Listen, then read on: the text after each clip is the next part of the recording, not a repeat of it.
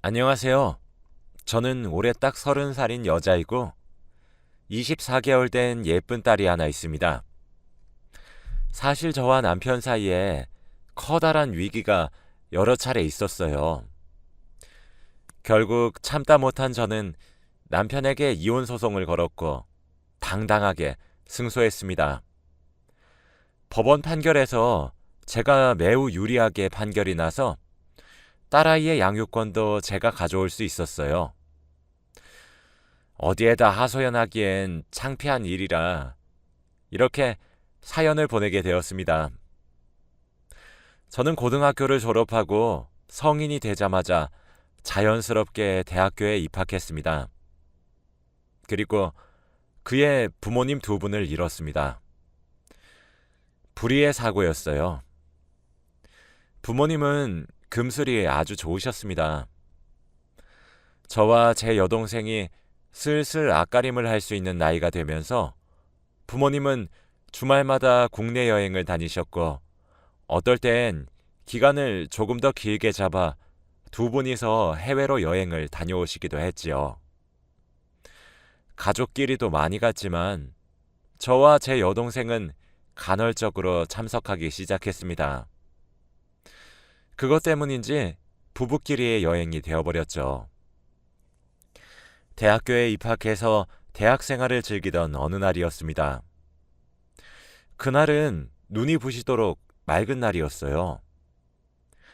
병원에서 전화가 걸려왔고 그 전화 너머에는 부모님의 부고 소식이 들려왔죠. 사인은 교통사고였고 즉사였습니다. 불과 엊그제까지만 해도 금방 돌아오겠다며 웃으시면서 집을 나섰던 모습이 눈에 선한데 부모님은 싸늘한 죽음으로 돌아오셨어요. 맑고 화창했던 제 대학 시절의 첫 기억이죠. 여동생은 저보다 2살이 어려요. 여동생은 부모님의 장례를 치르는 동안 4번이나 기절했습니다. 그런 여동생을 보고 있자니 제게 책임감이 생겼어요. 내가 저 아이를 책임져야 한다. 난 정신을 놓으면 안 된다. 내가 놓으면 우리 동생은 어떻게 하나. 그런 생각들이 많이 들었죠. 부모님의 사망보험금과 생전 가지고 계셨었던 재산들은 물려받았고 그걸로 저와 여동생은 세상을 살아가기 시작했습니다. 처음엔 제가 다니고 있던 대학도 자퇴하고 돈부터 벌려고 했지만 여동생이 그건 말리더군요. 자기 때문에 희생하는 언니 꼴을 보고 싶지 않다고 하면서 말이에요. 전 그렇게 휴학 없이 조기 졸업으로 대학을 졸업했어요. 죽자 살자 공부에만 매달렸습니다. 그렇게 남들보다 어린 나이에 졸업을 하고 생각보다 좋은 기업에 들어가서 또래에 비해 괜찮은 연봉을 받으며 살았죠. 그 사이 제 여동생은 고등학교를 졸업해 대학교를 다니게 되었어요. 남겨진 저희 자매에게는 이젠 서로밖에 남지 않았기 때문에 참 애틋했습니다. 처음 부모님이 돌아가신 직후 부모님의 유산은 제가 여동생 몫까지 함께 관리했어요. 하지만 여동생이 사회생활을 시작하면서 저는 여동생에게 돈을 어떻게 관리해야 한다는 사실을 매일 가르쳤습니다. 이제 이런 것들도 여동생이 할 줄 알아야 하니까요. 동생과 저는 그렇게 알뜰살뜰 지냈죠. 가끔 부모님이 그리워질 때면 서로 부둥켜 안아 눈물도 흘렸고 서로에게 의지가 되어 주었습니다. 그러다 저는 지금 남편을 만나게 되었어요. 사실 남편과의 결혼 과정도 무척이나 어려웠습니다. 제가 부모가 없다는 이유로 시댁에서 멸시를 당해야만 했거든요. 엄마가 없어서 살림이나 제대로 배웠겠냐는 한마디는 아직도 가슴속 한가운데에 비수가 꽂힌 채로 남아 있습니다. 그렇게 반대에 부딪힐 때마다 남편은 절 보듬어 주었고 그런 시댁의 선을 넘는 듯한 발언을 모두 막아주었어요. 그래서 그 모습에 남편과의 결혼을 결심하게 되었습니다. 저는 성인이 되자마자 부모를 잃었기에 시댁 어른들을 부모로 대하겠다 다짐하기도 했죠. 그래서 정말 성심성의껏 모셨습니다. 직장을 그만두고 살림이나 배우란 말은 매번 들을 때마다 곤란했지만 그 외에는 정말 지극정성으로 모셨어요. 1년에 시댁의 제사가 8번이 있었습니다. 명절 제외하고 8번이요. 직장을 다니면서도 제사상을 차리고 치우고 하는 거 아무 불만 없이 살았고요. 제가 결혼해서 나가 살면 제 여동생은 20대 초반의 나이로 혼자서 모든 것을 해결해야 해서 함께 산다는 이유로 명절에 저와 제 동생까지 부려먹어가며 시집살이를 시켜도 저 묵묵히 했습니다. 시시때때로 저희 셋이 살고 있는 신혼집에 들어와도 찍소리 하지 않고 네 어머님 하면서 삼시세끼 밥 차려 드렸고요. 그래서 제가 우스워진 걸까요? 아니면 애초부터 부모 없이 자라서 우스운 사람이었던 걸까요? 저보다 7살이 많았던 남편은 결혼 초반에는 우리 마누라 하며 제 말에 찍소리도 하지 못했던 사람이었는데 제가 임신을 하면서부터 태도가 아주 손바닥 뒤집듯 바뀌더군요. 점점 저를 귀찮아하는 내색이 역력해지는 남편을 보며 결혼한 것에 회의감이 들지 않기 위해 무던히도 애를 썼습니다.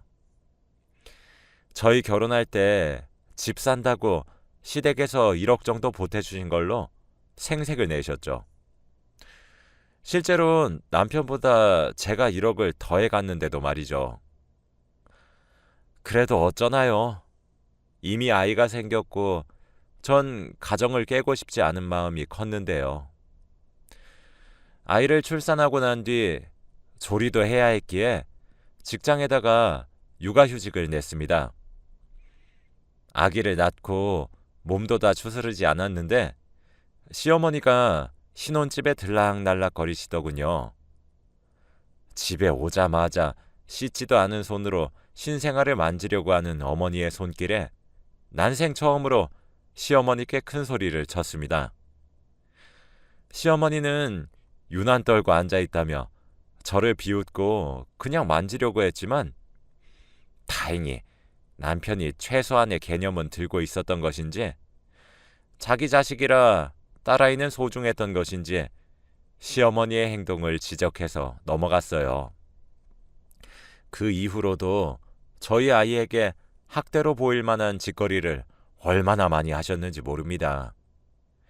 잘 자고 있던 아이를 괜히 울리기도 하시고 제가 대체 왜 그러시는 거냐 다그치면 이렇게 많이 울어야 아이가 목청이 좋아진다는 말 같지도 않은 소리나 해대셨어요.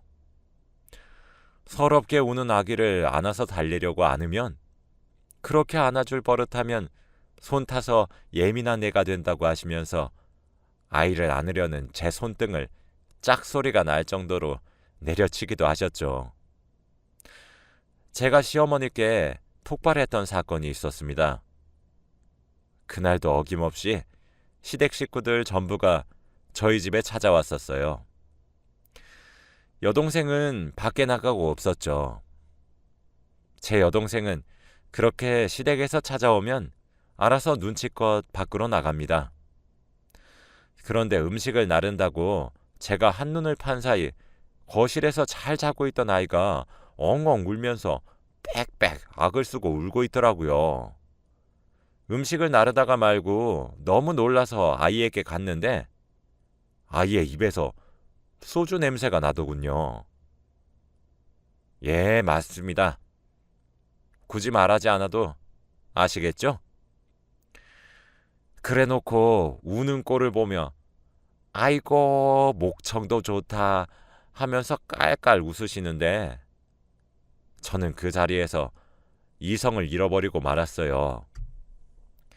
손에 집히는 대로 다 가져다 던지고 쌍욕을 하면서 시어머니께 대들었습니다.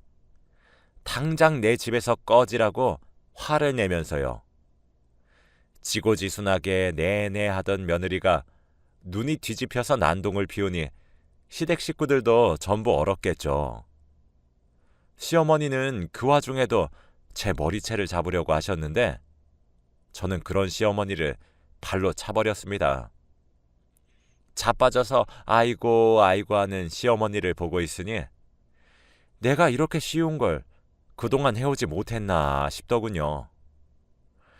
썰물처럼 시댁 식구들이 빠져나간 후 저는 아이를 데리고 응급실로 찾아갔습니다. 제가 아이를 지켜주지 못한 것만 같아 미안해서 눈물만 쏟아지더군요. 아이와 함께 집으로 돌아오니 난장판이었던 거실을 남편이 치우고 있었습니다. 남편도 자신의 죄를 자기가 알고 있는 듯 했어요.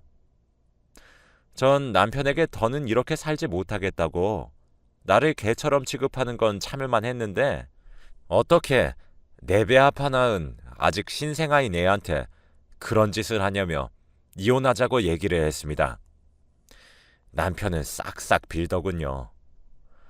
화해하고 싶진 않았지만 2번 다시 시댁에서 방문하지 못하게 하겠다고 제가 더 이상 시어머니 얼굴 안 보게 해주겠다고 각서까지 쓰는 꼴을 보니 마음이 약해져 용서했어요.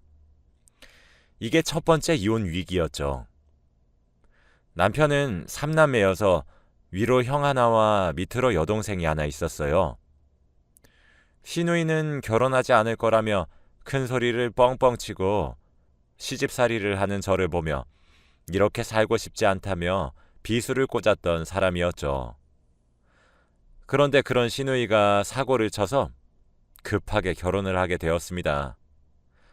저와 나이대가 비슷했던 시누이의 산후조리도 제가 해드렸어요. 그때가 제 아이가 돌을 갓 지났을 때쯤이죠. 저희 신혼집에 아기 보겠다며 미친 듯이 방문하셨었던 시어머니께서는 갑자기 온몸이 쑤시고 삭신이 아프기도 하며 기만 더럽게 센 며느리 얼굴 보기가 너무너무 무서우시다며 그래서 차마 자기 딸아이의 산후조리를 도울 수 없다고 하시며 절 시키시더군요. 산후조리원에 가서 조리를 하던가 아님 집으로 산후도우미를 불러서 쓰라는 저의 말에 시누이가 제게 한 말은 그럼 언니가 그 비용 대줄 거예요? 였습니다. 예상치 못하게 갑자기 시작해버린 시누이의 결혼 생활 또한 제게 불똥이 튀기 일쑤였죠. 저 그래서 아이를 낳은 지 1년 정도 되었을 때 시누이 5분 대기조였습니다. 저도 사람이고 너무 몸이 힘들고 아파서 남편에게 못하겠다고 말했더니 남편은 제게 그러더라고요. 여보, 당신도 아이를 낳아봐서 얼마나 힘든지 알잖아. 아니, 다른 사람도 아니고 당신은 내 와이프이자 내 동생의 새언니인데 가족끼리 그 정도도 못해줘? 라고 말이에요. 제가 거절의 의사를 조금 내비치니 아주 시댁 식구들이 돌아가면서 하루에 전화를 몇 통씩이나 해대는 겁니다. 저 그래서 시누이에게 싫다고 말도 했어요. 당연히 도와줄 만큼은 해주겠지만 내가 시누이의 전담 도우미가 아니라고 막무가내로 해달라고 조르지 말라고 말이죠. 그랬더니 눈물을 퐁퐁 쏟으면서 자기는 저를 가족으로 생각했는데 이렇게 내쳐지니 가슴이 너무 찢어지는 것처럼 아프고 슬프다고 하더군요. 그렇게 저는 시댁에서 아주 천하의 나쁜 며느리가 되었고 어거지로 산후조리를 도왔습니다. 그 모든 것을 직장을 다니면서 했죠. 이게 두 번째 이혼 위기였어요. 내가 종노릇이나 하려고 이 사람과 결혼했나 하는 의문이 매일같이 드는데 그래도 우리 아기 보면서 참았고 화를 다스렸죠. 사실 그 전까지는 제가 시댁으로 인해 너무 힘들다는 사실을 여동생에게 숨겨왔는데 이때부터 제 여동생도 제가 힘들다는 사실을 어렴풋이 눈치를 챈 순간이기도 했어요. 그래도 시간이 지나면 나아지겠지 하며 참았습니다. 시어머니가 나를 많이 싫어하시는 이유를 이해할 수 없었고 내가 미워서 내 새끼한테 일어나 눈물도 많이 흘렸습니다. 그런데 알고 보니 시댁 식구들 중에 제대로 된 인간이 하나도 없더군요. 제가 결정적으로 이혼을 결심하게 된 계기입니다. 남편의 형인, 즉 아주버님과 남편은 5살 터울입니다. 그러니 저와는 띠동갑인 셈이죠. 그러니까 아주버님은 42살이세요.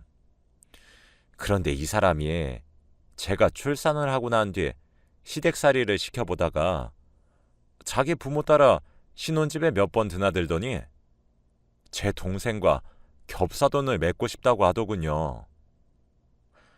제 동생 정말 예쁩니다. 정말 내 동생이라서 하는 말이 아니라 객관적으로 정말 이뻐요. 학창시절에 제 동생 보겠다고 남자애들이 찾아가고 그랬고 대학교에서도 예뻐서 대학교 잡지 모델도 하고 그랬던 아이입니다. 게다가 제게 부담만 지우는 것 같아서 싫다고 죽기 살기로 공부해서 학력도 저보다 좋아요. 지금 한창 예쁠 28살의 나이로 꽃다운 인생을 살고 있어요. 근데 그런 애를 42살인 아주버님이 겹사돈을 맺고 싶다고 하더군요. 그에 반해 아주버님은 형편없어요. 그 나이가 되도록 변변찮은 직업도 가지지 못하고 자기 부모에게 얹혀 살고 뵐 때마다 술 먹고 주정 부리는 아저씨입니다. 그런 사람이 제 동생을 넘본다는데 어느 언니가 예 알겠습니다 하나요. 하다못해 저는 그렇게 나이 차이가 많이 나는 사람과 저는 결혼을 시키고 싶지 않아요. 아무리 부자라고 하더라도 말이에요. 라고 했습니다. 처음에는 제 동생이 너무 예쁘고 잘나서 칭찬의 의미로 말씀하시는 줄 알았어요. 처음엔 시부모님도 헛소리 하지 말라고 딱 자르시기도 했거든요. 근데 어떻게 구워 삶은 건지 모르겠지만 점점 겹사돈을 강요하시는 듯한 분위기로 몰아가더라고요. 심지어 제 여동생에게 일방적으로 연락하기까지 했습니다. 이건 제가 어떻게 알았냐면 하루는 여동생이 오랜만에 자매끼리 밖에서 놀자고 하길래 전 흔쾌히 따라 나섰어요. 오랜만에 동생과의 시간을 보내면서 즐거웠습니다. 그런데 동생이 고민이 있다고 하더군요. 뭔가 싶어서 봤더니 동생이 카카오톡을 열어서 한 대화방을 보여주는데 바로 아주버님과의 대화였습니다. 웨딩드레스 사진을 제 동생에게 보내며 입고 싶지 않느냐는 대화부터 시작해서 자칫 보면 성희롱으로 보이는 듯한 발언들과 사적으로 만나서 밥 먹자, 커피 마시자, 술 마시자 그런 대화들이었어요. 제 여동생은 자신의 형부의 형인 사람이기도 하고 자기보다 나이가 14살이나 많은 어른이 그런 일방적인 카톡을 보내니까 요리조리 잘 빠져나가다가 이제 정말 빠져나갈 구실이 없다며 그제서야 제게 털어놓더군요. 저는 왜 미리 말하지 않았냐고 동생 등을 철썩철썩 내리치며 오열을 했습니다. 제가 정말 그동안 저를 마음에 들어하지 않으시는 시댁 어른들의 마음을 헤아리려고 노력했고 그 눈에 차고 싶어서 아등바등 살아왔어요. 그래도 내가 선택한 남자고 내 남편이라 그를 낳아주신 그 집안 사람들이 아무리 납득이 되지 않아도 이해하고 넘어가려고 했습니다. 저를 하녀처럼 취급하는 것도 참았고 제 아이에게 술을 먹이신 것도 참았어요. 그런데 이제 세상에 하나 남아있는 제 반쪽 같은 여동생 일도 참아야 하는 것인지 모르겠더군요. 저는 그 길로 집으로 돌아가 남편을 쥐잡듯이 잡았습니다. 남편은 몰랐던 모양인 것처럼 보였지만 그쯤 되니 남편 포함해서 그쪽 집안 사람들 꼴도 보기 싫더군요. 여동생은 자기 때문에 그러지 말라며 저를 말렸지만 저도 사람이고 사람처럼 살고 싶어졌어요. 그 길로 변호사를 만났고 이혼 소송을 준비했습니다. 그동안 증거를 모으지 않았는데도 불구하고 여러 자료들이 제 결혼 생활을 증명해 주더군요. 저는 결혼하고 나서 단 한 번도 카카오톡 채팅방을 나간 적이 없거든요. 그래서 시어머니가 제게 보낸 욕설과 시집살이를 암시하는 듯한 대화 내용들이 무궁무진했고 통화도 저는 자동 녹음이 되어 있어서 불과 몇 달 전의 통화 내용만 들어도 제 불우한 결혼 생활이 증명되더군요. 이혼 소식은 또 어떻게 알았는지 촉새 같은 남편이 전한 것인지 뭔지 불이 나게 쫓아와서 저를 잡으려고 하시는 시어머니를 보고 원래도 없던 정이지만 탈탈 털리더군요. 아주버님이며 시누이며 시아버지까지 돌아가면서 제게 전화와 문자 등등으로 욕을 하기 시작하는데 또 그렇게 예상치 못한 증거도 확보하게 되었습니다. 남편이 썼던 각서도 등판했죠. 시누이 조리원을 도와주며 제가 내준 도우미 비용 등 증거도 어쩜 그렇게 넘쳐 흐르는지 변호사님은 혀를 내두르시며 고생이 정말로 많으셨다며 그동안 수고하셨다면서 제 손을 잡고 위로해 주시는데 그제서야 눈물이 펑펑 쏟아졌습니다. 우리 부모가 일찍 돌아가셔서 이렇게 멸시받는 건가 하며 저희 부모님 원망도 살짝 했던 것 같아요. 남편은 뒤늦은 후회인지 아님 발등에 떨어진 불 같은 건지 그 후 제게 연락을 미친 듯이 해왔습니다. 이혼하겠다는 말을 하고 여동생과 제 짐을 싸서 집을 나와버렸거든요. 아이도 물론 제가 데리고 나왔죠.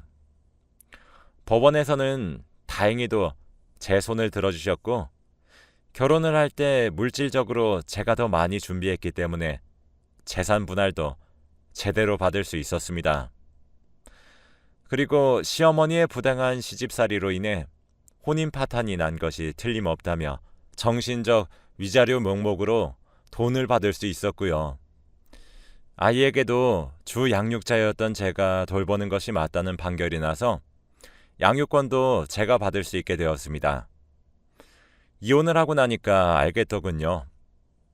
저도 결혼하기 전 능력이 있었던 여성이었고 촉망받는 인재였으며 부모 없단 이유로 그렇게 천대받을 사람이 아니었다는 사실을 말이죠.